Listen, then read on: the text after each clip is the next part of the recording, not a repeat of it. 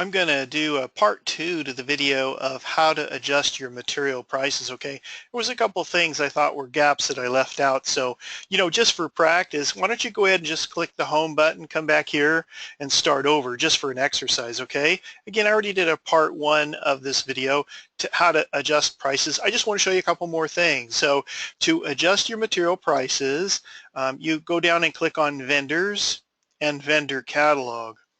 And when that opens, click on Generic Vendor. Let that open. Now again, the next thing you want to do is click Discount button at the top right here. Click on Discount. Opens a new screen. Go over to Product Category. Select Category drop-down. Click this drop-down. Now I already explained that the items at the top are structured cabling, and we don't provide material prices for those. So you want to scroll down until you start seeing items like conduit, which is around 4011, okay? I already explained this part, but next I just wanted to show you, kind of peruse different products that you might want to be changing prices of, and then I want to show you the effects that it has on your existing estimate. Now, I wanted to specifically show you where the wire is because that's something that a lot of people adjust prices on.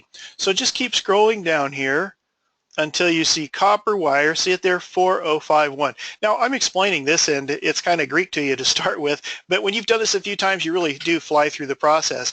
Again, I already explained that you would get material pricing, a pricing sheet from your wholesale house. Sometimes they call them a hot sheet.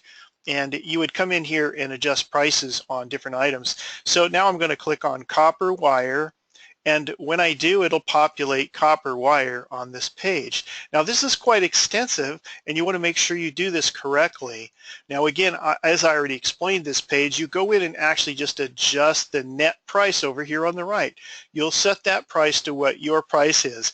Now again, you want to make sure that you're aware that you're inputting price for what unit of measure it is.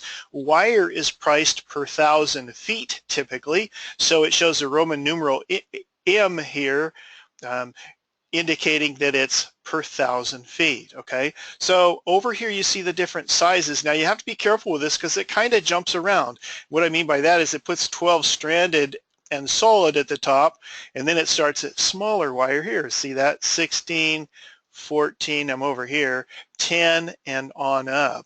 Now if I scroll down here, I see my different sizes of 3/0, 4/0, clear up into the MCMs here, okay?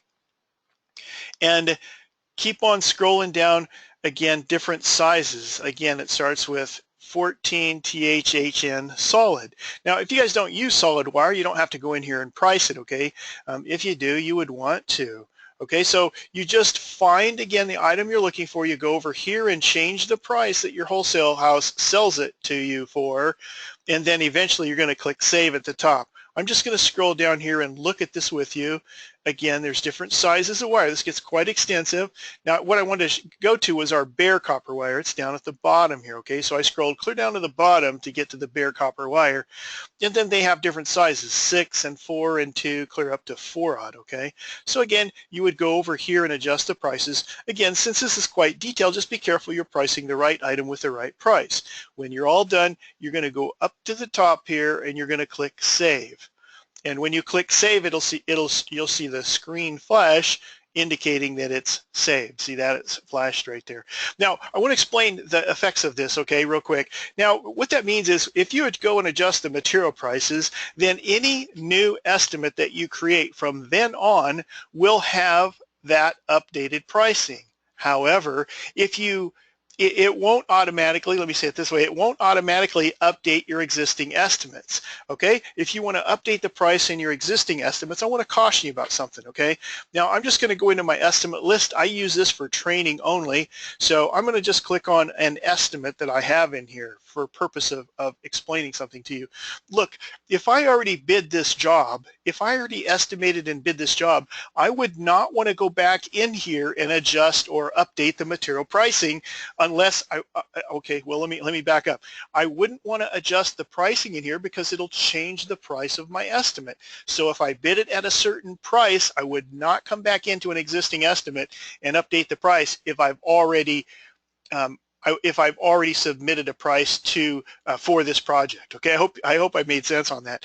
But if it's a job that I haven't bid quite yet, and I went in and adjusted the material prices, then if I want to update the prices, material prices in an estimate from my update, I would just go in here and click on refresh at the top.